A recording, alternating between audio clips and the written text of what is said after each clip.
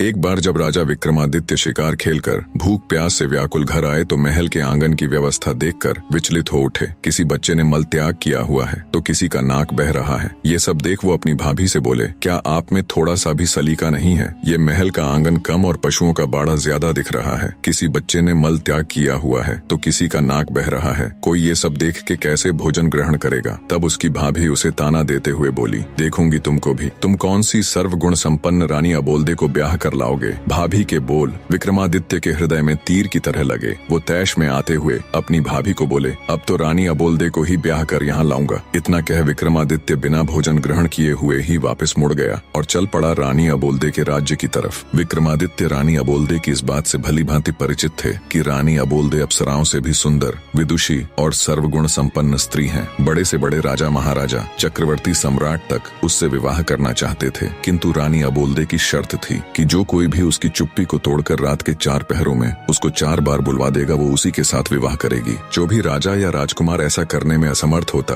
उसे रानी की कैद में रहने की सजा हो जाती। अब तक कोई भी राजा या राजकुमार 4 बार तो क्या, 1 बार भी रानी को नहीं बुलवा सके थे। 111 राजा व राजकुमार रानी को बुलवाने का ये असफल प्रयास कर चुके थे, जो अब उनकी कैद में पड़े थे। रानी अबोल्दे ने अपने महल के सामने एक बड़ा ढोल रखवा रखा था। जो कोई भी राजा या राजकुमार रानी से विवाह करने का इच्छुक होता, उसे डंके की चोट मार उस ढोल को बजाकर आगाज करना होता था। राजा विक्रमादित्य ने चलते चलते एक योजना बनाई। उसके पास 4 ऐसे अदृश्य वीर थे जो उनके हर हुक्म को मानते थे। राजा विक्रमादित्य उन वीरों के साथ शाम होने से पहले ही रानी अबोल्दे के महल के सामने पहुंच गया और डंका उठा, जोर से ढोल पर दे मारा। ढोल की आवाज सुनकर रानी ने अपने सेवकों को आदेश दिया, ढोल बजाने वाले को आदर सहित अतिथि गृह में ले जाए और उचित सत्कार किया जाए। रात का पहला पहर शुरू होने से पहले ही रानी अबोल्दे 16 श्रृंगार कर अपने महल में पलंग पर बैठ गई और सेवकों को आदेश दिया कि राजा विक्रमादित्य को उनके समक्ष लाया जाए। राजा विक्रमादित्य सेवकों के आग्रह पर रानी अबोल्दे के महल में आ गए और अपनी योजना के अनुसार अपने 4 अदृश्य वीरों को उनके अति सूक्ष्म रूप में अलग अलग स्थानों पर बैठा दिया। एक को रानी के पलंग के पास, दूसरे को रानी के मटके के पास, तीसरे को रानी की खिड़की के पास और चौथे को रानी के हार के पास बैठा दिया और वो खुद भी रानी के समक्ष एक काठ की कुर्सी पर बैठ गए। उन्होंने रानी से बातचीत करने का प्रयास किया, पर रानी अबोल्दे ने कोई जवाब नहीं दिया। वो तो उनके सामने ऐसे बैठ गई जैसे कोई पत्थर की मूर्त हो। तब राजा विक्रमादित्य ने रानी के पलंग की तरफ देखते हुए कहा,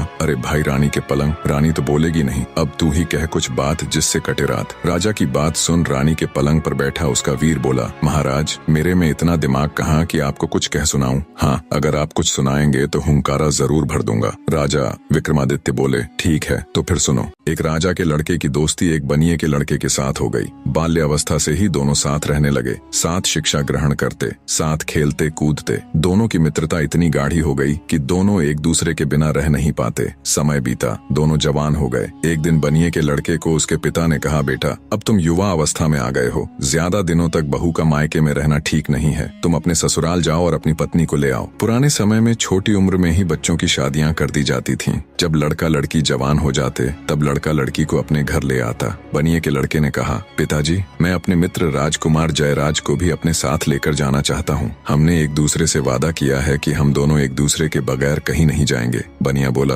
बेटा मुझे तो कोई परेशानी नहीं है, लेकिन ध्यान रखना तुम्हारी ससुराल में राजकुमार की आव भगत उसकी प्रतिष्ठा के अनुरूप ही हो। बनिए का लड़का चंद्रपाल अपने पिता से आगे आले राजकुमार के साथ अपनी ससुराल की तरफ चल पड़ा, पर मन ही मन उसे पिता की कही हुई बात खाए जा रही थी कि राजकुमार की खातिरदारी उसकी प्रतिष्ठा के अनुरूप न हुई तो कहीं उसे बुरा न लग जाए। रास्ते में एक देवी का मंदिर पड़ता था। मान्यता थी कि वहाँ जो कोई कुछ भी मांगता उसकी मुराद पूरी हो जाती। बनिया और राजकुमार भी जब मंदिर के सामने पहुँचे तो वो भी मंदिर में देवी दर्शन के लिए चले गए। चंद्रपाल ने मन ही मन हाथ जोड़ देवी से प्रार्थना की, हे देवी मेरे लिए मेरे मित्र से बढ़कर कुछ भी नहीं है। मेरी ससुराल में उसकी आव भगत उसकी प्रतिष्ठा के अनुरूप ही हुई तो वापस लौटते समय मैं आपको अपना सिर भेंट कर दूंगा। दोनों चल पड़े और कुछ समय की यात्रा के बाद चंद्रपाल यानी बनिए के लड़के की ससुराल पहुंच गए। चंद्रपाल का ससुर अपने शहर का बहुत बड़ा जाना माना साहूकार था। उनके पास किसी चीज की कोई कमी नहीं थी। उन्होंने अपने दामाद और उसके मित्र की खूब अच्छे से खातिरदारी की और 15 दिनों तक उन्हें जाने नहीं दिया तथा बड़े मान सम्मान के साथ उनकी आवभगत अवभगत की, जिससे चंद्रपाल और राजकुमार बहुत प्रभावित हुए।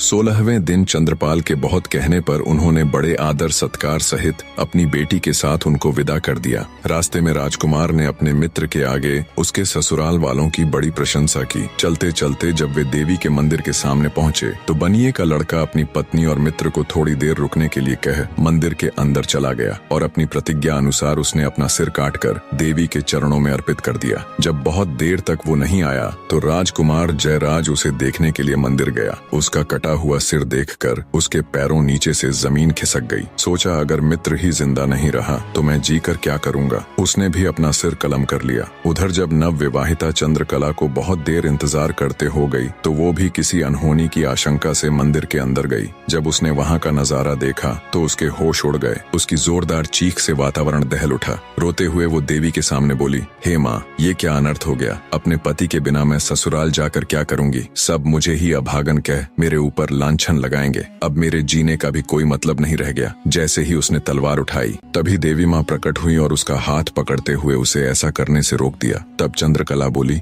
हे देवी माँ, मेरे पति और उनके मित्र की बलि तो आप ले ही चुकी हो। इन दोनों को तो आपने अपना बलिदान देने से नहीं रोका, तो अब मुझे क्यों रोक रही हो। मेरी भी बलि ले लीजिए, और वैसे भी मैं अपने पति के बगैर जीकर करूंगी भी क्या। देवी माँ बोली, मैं तुम्हारे पति की भक्ति, राजकुमार जयराज की दोस्ती और तुम्हारी अपने पति के प्रति निष्ठा और प्रेम देखकर बहुत प्रश्न हूँ। इसलिए मैं तुम्हारे पति और राजकुमार दोनों को जीवन दान देना चाहती हूँ। तुम ऐसा करो, दोनों के शीश उनके धड़ के ऊपर ज्यों के त्यों रख दो। मैं उन्हें पुनर्जीवित कर दूंगी। चंद्रकला ने जल्दी जल्दी से उन दोनों के सिर उठाए और उनके धड़ों के ऊपर रख दिए। देवी माँ ने अपना हाथ उठाकर एक दिव्य प्रकाश की किरण छोड़ी और दोनों जीवित हो गए। उनको जीवित करने के बाद देवी माँ अंतर्ध्यान हो गई, लेकिन जल्दबाजी में चंद्रकला से एक गड़बड़ हो गई। उसने अपने पति का सिर राजकुमार के धड़ के ऊपर रख दिया और राजकुमार का सिर उसके पति के धड़ पर। राजा विक्रमादित्य रानी के पलंग से बोले, रानी के पलंग बताओ, अब चंद्रकला किसकी पत्नी हुई। बनिए के लड़के चंद्रपाल के धड़ वाले की या फिर उसके शीश वाले की। रानी का पलंग बोला,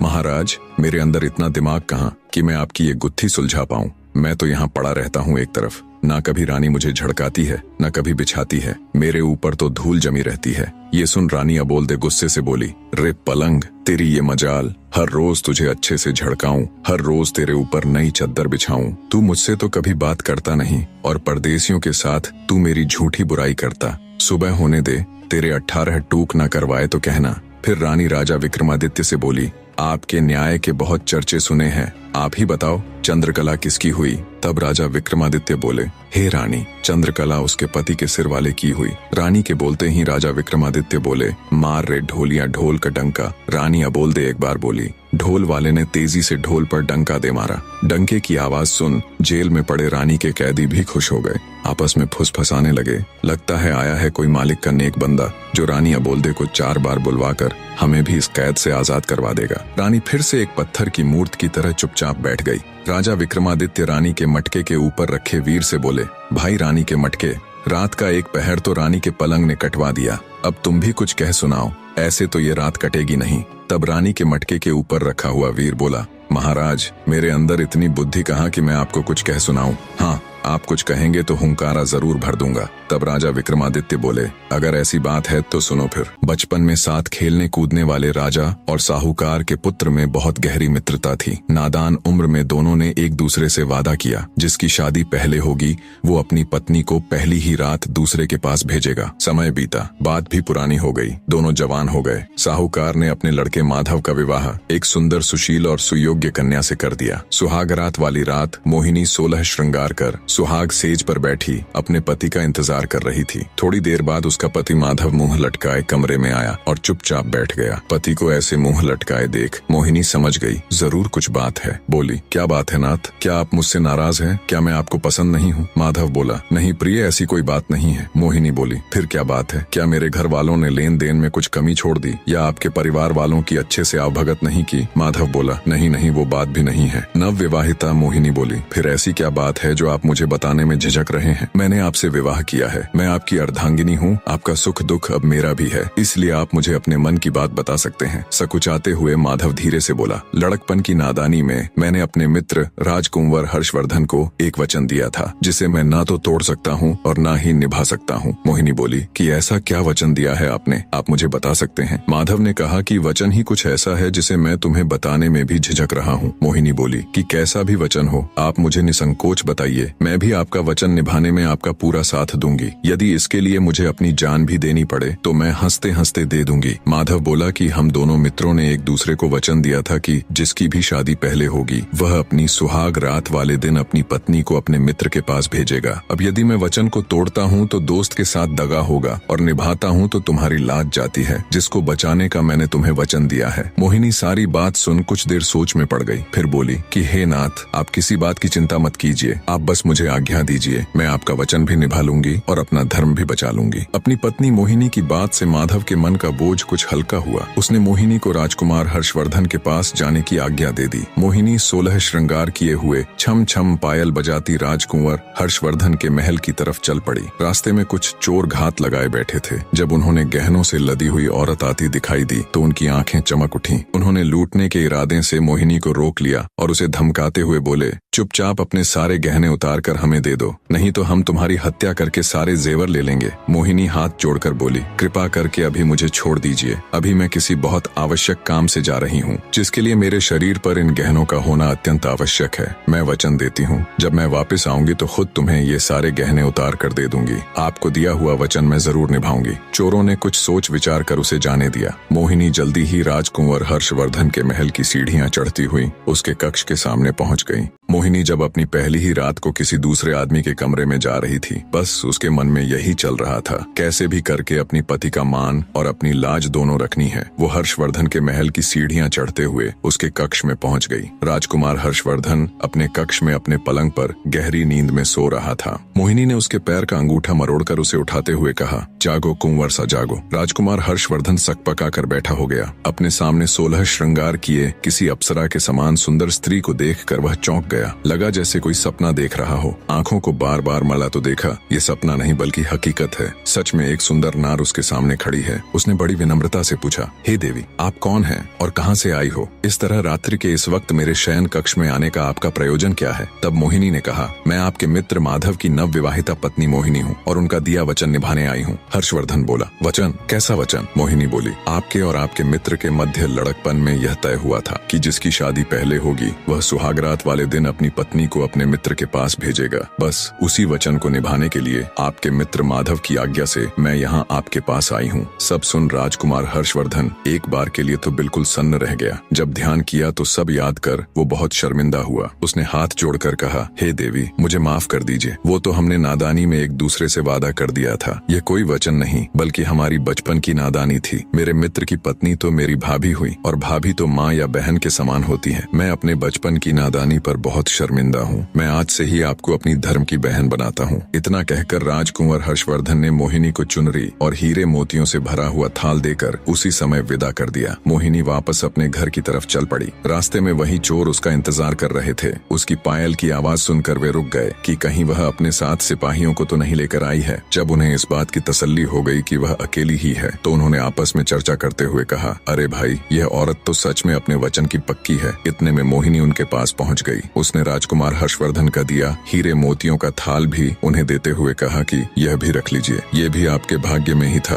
रुकिए, मैं अभी अपने सारे गहने उतार कर आपको देती हूँ। इतना कहकर वह अपने गहने उतारने लगी। चोरों के आश्चर्य की सीमा नहीं थी। उन्होंने उसे रोकते हुए कहा, जरा रुको, पहले तुम हमें यह बताओ कि तुम कहाँ गई थी और यह हीरे मोतियों से भरा हुआ थाल तुम्हें कहाँ से मिला? तब मोहिनी ने उनको अपनी पूरी कहानी विस्तार से बताई। सारी बात सुनने के पश्चात चोरों ने हाथ जोड़ते हुए कहा, हे देवी, आप धन्य हैं जो अपनी लाज की चिंता न करके अपने पति का मान बचाने के लिए इतना बड़ा कदम उठाया। आप जैसी चरित्रवान स्त्री को तो हम भी अपनी बहन बनाना चाहते हैं। क्या आप हम जैसे पापियों को अपने भाई के रूप में स्वीकार करने का सम्मान देंगी? मोहिनी की स्वीकृति मिलने पर चोरों ने उसे हीरे जवाहरात से भरा हुआ थाल वापस कर दिया और साथ में लूटा हुआ धन भी दे दिया तथा सम्मान पूर्वक उसे उसके घर तक पहुंचा दिया। इतनी कहानी कहकर राजा विक्रमादित्य रानी के मटके से बोले, बताओ रानी के मटके किसका त्याग बड़ा है, चोरों का या राजकुमार हर्षवर्धन का? मटके के ऊपर रखा हुआ वीर बोला, महाराज, मेरे अंदर इतनी बुद्धि कहाँ कि मैं आपको ये बता सकूं किसका त्याग बड़ा या छोटा है।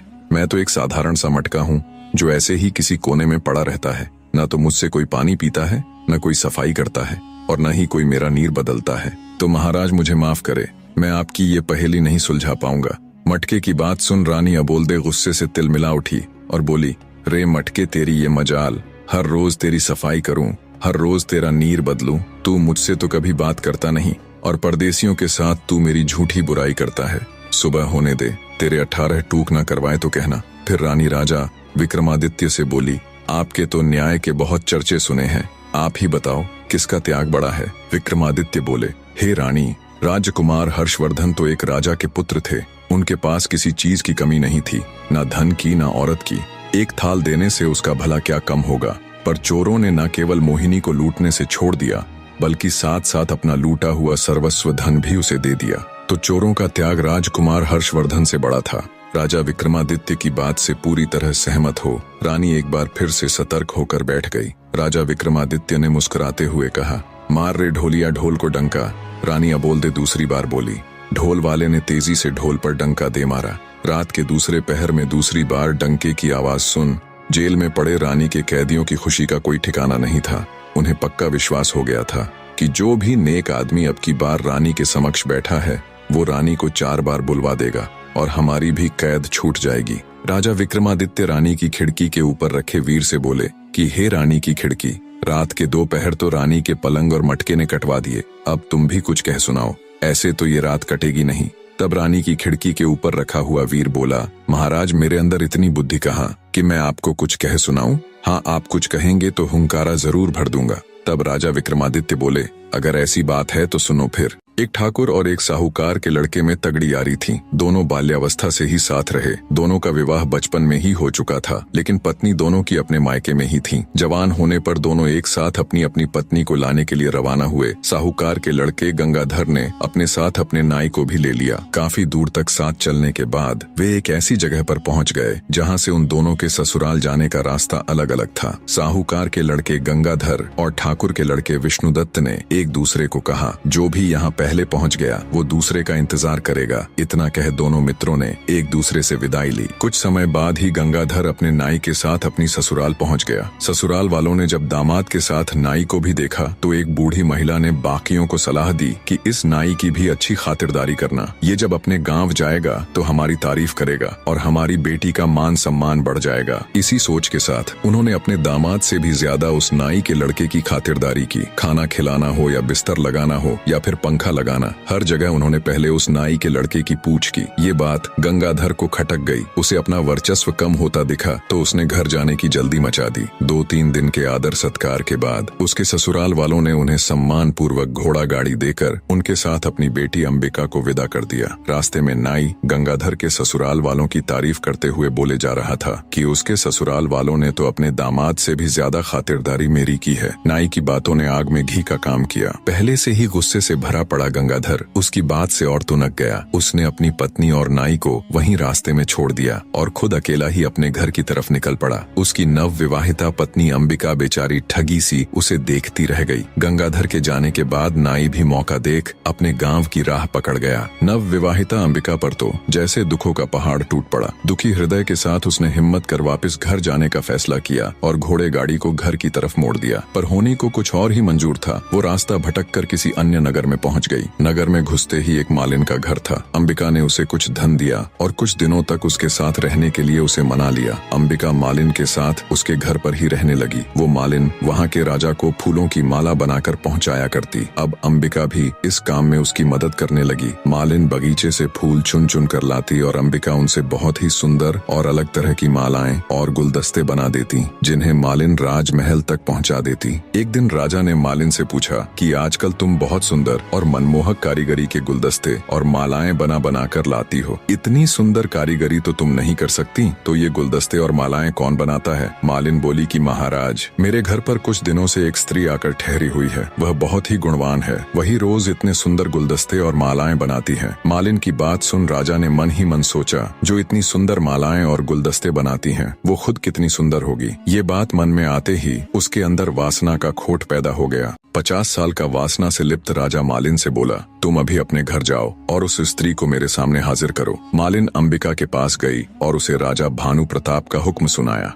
अंबिका ने ये कहते हुए मना कर दिया कि मेरा राजा के पास क्या काम, पर मालिन थोड़े ही न राजा के हुक्म को फेर सकती थी। वो कह सुनकर विनती करके अंबिका को राजमहल ले गई। जब राजा ने अंबिका के रूप और सौंदर्य को देखा तो वो उस पर मोहित हो गया। उसकी कोई भी रानी इतनी सुंदर और गुणवान नहीं थी। राजा ने तुरंत अंबिका को अपने महल में भिजवाने का हुक्म दे दिया। अंबिका ने विनती करते हुए राजा से कहा, हे राजन, आप तो इस नगर के मालिक हो, इस नाते से आप तो मेरे पिता के समान हुए, फिर आप मुझे अपने महल में कैसे रख सकते हैं? राजा भानु प्रताप बोला, तुम हमारे नगर की नहीं हो, इसीलिए हम तुम्हारे पिता नहीं हो सकते। तुम्हें हमारे महल में रहना ही पड़ेगा। जब बहुत समझाने पर भी राजा भानु प्रताप नहीं माना तो अंबिका ने कहा कि महाराज, मैं एक विवाहिता हूँ, मेरे पति ने मेरा त्याग कर दिया था। एक विवाहिता स्त्री के साथ रहने से आपको भी पाप लगेगा। आप मुझे 6 माह का समय दे दीजिए। यदि इस बीच मेरा पति मुझे लेने नहीं आया तो मैं अपने आप को अविवाहित ही समझूंगी और आपके महल में आ जाऊंगी। यह सुनकर राजा ने उसे 6 माह का समय दे तो दिया, लेकिन उसे नगर के बाहर एक एकांत महल में नजरबंद कर दिया। अंबिका रोज महल के झरोखे से मार्ग पर देखती रहती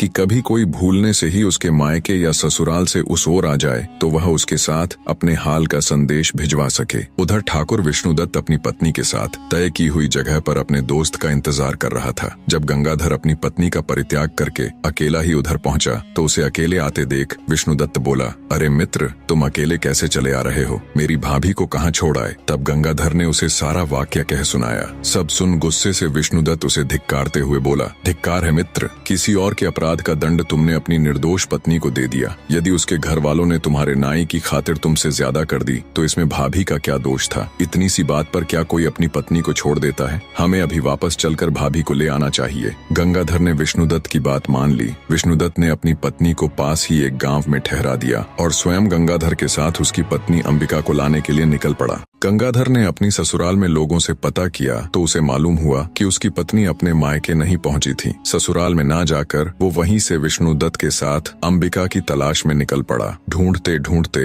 वे दोनों भी उसी नगर में पहुंच गए। अंबिका ने जब महल के झरोखे से उन्हें आते देखा तो तुरंत उसने अपने पति को पहचान लिया और महल के सेवकों से कहकर उन्हें महल में बुला लिया। महल में पहुंचने पर विष्णुदत्त ने अंबिका को अपना परिचय दिया और कहा, भाभी, मेरे मित्र से गुस्से में आपको छोड़ने का अपराध हो गया। वह अपनी करनी पर शर्मिंदा है। अब आप भी बीती बातें भूल जाओ और हमारे साथ अपने घर चलो। गंगाधर ने भी अंबिका से माफी मांगी और चलने के लिए कहा। तब अंबिका ने उन दोनों को अपने साथ घटी सारी बातें विस्तार से बताई और कहा कि पहले हम दोनों को राजा के सामने जाकर उनसे आज्ञा लेनी होगी। वे दोनों राजा के सामने गए। अंबिका ने राजा से कहा कि महाराज, मेरे पति मुझे लेने के लिए आ गए हैं, इसलिए कृपया अब आप हमें जाने की इजाजत दे दीजिए। राजा ने भी अपने वचन का पालन करते हुए अंबिका को अपने पति के साथ जाने की अनुमति दे दी। वे तीनों वहां से निकल पड़े। रास्ते में काशीनाथ ने अपनी पत्नी गौरी को भी अपने साथ ले लिया और सभी अपने नगर में आ सुख से रहने लगे। इतनी कहानी कह राजा विक्रमादित्य ने अपनी खिड़की में बैठे वीर से कहा, हे रानी की खिड़की, बताओ गंगाधर और अंबिका में से कौन ज्यादा महान था? खिड़की में बैठा वीर बोला, हे महाराज, मेरे ऊपर तो पता नहीं कितने सालों की धूल जमी हुई है। न मेरी कभी सफाई होती, न कभी रंग पुताई। मेरे अंदर इतनी बुद्धि कहाँ कि मैं आपको ये बता सकूं कौन ज्यादा महान है और कौन कम। खिड़की में बैठे वीर की बात सुन रानी अबोलदे एक बार फिर से खुद पर काबू ना कर सकी और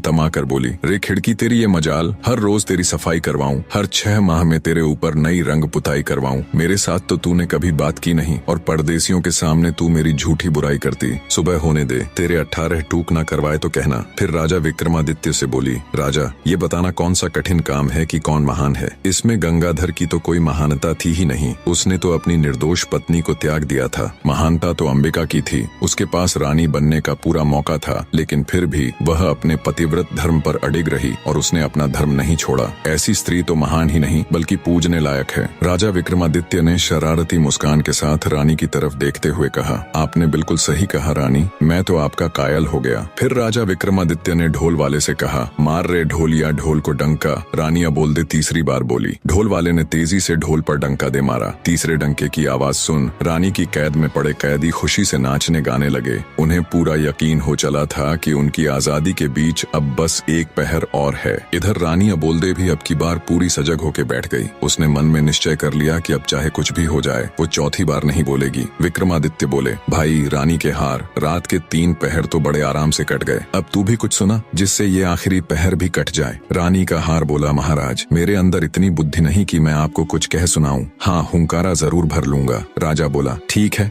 4 दोस्त थे, उनमें एक ब्राह्मण, एक खाती, एक दर्जी और एक सुनार था। एक दिन चारों सलाह मशवरा कर धन कमाने के लिए परदेश चल पड़े। चलते चलते जब शाम हो गई तो वो सब एक जगह ठहर गए। उन्होंने रात को वहीं रुकने का फैसला किया। तय हुआ कि इलाका सुनसान होने के कारण रात के 4 पहरों में बारी बारी सब पहरा देंगे। सबसे पहले पहरा देने का नंबर आया खाती के लड़के का। तीनों सो गए और वो पहरा देने के लिए बैठ गया। बैठे बैठे उसे पास में पड़ा एक बड़ा सा लकड़ी का टुकड़ा दिखाई दिया। सोचा क्यों ना कुछ कारिस्तानी की जाए, नींद भी दूर हो जाएगी। उसने अपने औजार निकाले और उस बड़े से लकड़ी के टुकड़े को संवारने लगा। रात का पहला पहर खत्म होते होते उसने उस लकड़ी के टुकड़े को तराश कर एक सुंदर स्त्री का पुतला बना खड़ा कर दिया और दर्जी के लड़के को उठाकर खुद सो गया। जब दर्जी का लड़का बैठकर पहरेदारी करने लगा तभी उसे प्रतीत हुआ कि सामने कोई खड़ा हुआ है। पास जाकर देखा तो एक काठ का पुतला है। पुतले को देख मन ही मन खुद से कहा, क्या खूब कारीगरी की है खाती के लड़के ने, पर मैं भी किसी से कम नहीं। उसने भी अपने सामान से वस्त्र और सुई धागा निकाला और लग गया। रात का दूसरा पहर खत्म होते होते उसने एक सुंदर सी वेशभूषा बनाकर उस स्त्री के पुतले को वो पोशाक और चूड़ियां पहना दी। अब पहरेदारी की बारी थी सुनार के लड़के की,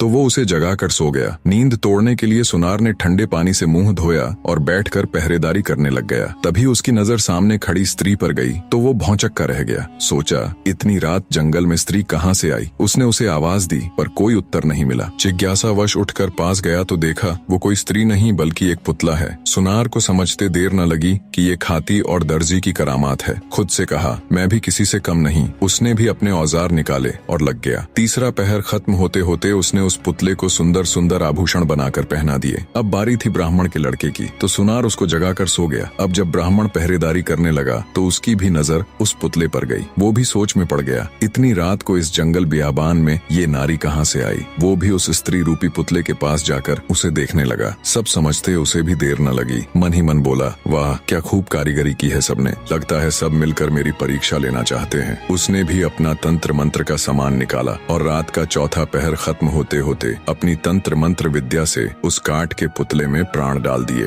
वो काठ का पुतला अब एक सुंदर युवती बन चुकी थी। तब तक सुबह हो गई। बाकी तीनों मित्र भी उठ गए। अपने सामने इतनी सुंदर युवती को देखकर उन्होंने जब ब्राह्मण से उसके बारे में पूछा तो उसने सारा किस्सा उनको कह सुनाया और बोला, इस काठ के पुतले में मैंने अपनी मंत्र शक्ति से प्राण डाल दिए, सो अब मैं इसे अपनी पत्नी बनाऊंगा। तब खाती का लड़का बोला, नहीं मित्र, इसे मैंने बनाया है, इसलिए इस पर मेरा अधिकार है, यह मेरी पत्नी बनेगी। दर्जी भी बीच में बोल पड़ा कि मैंने इसको इतने सुंदर कपड़े सिलकर पहनाए हैं, इसीलिए इस पर तो मेरा हक है। सुनार का लड़का बोला कि ऐसा कैसे हो सकता है, मैंने इसे सुंदर सुंदर आभूषण बनाकर पहनाए हैं, इसलिए ये मेरी ही पत्नी बनेगी। खूबसूरत नारी के लिए चारों पुरुष आपस में झगड़ा करने लगे। इतनी कहानी सुनाने के बाद राजा विक्रमादित्य ने हार से कहा, बताओ भाई रानी के हार, उस स्त्री पर सबसे ज्यादा हक किसका हुआ। रानी के हार के ऊपर बैठा हुआ वीर बोला, महाराज मैं तो रानी का एक तुच्छ सा हार हूँ, जिसे रानी ने मन किया तो पहन लिया, नहीं तो फेंक दिया। मेरे अंदर इतनी बुद्धि नहीं कि मैं आपको ये बता सकूं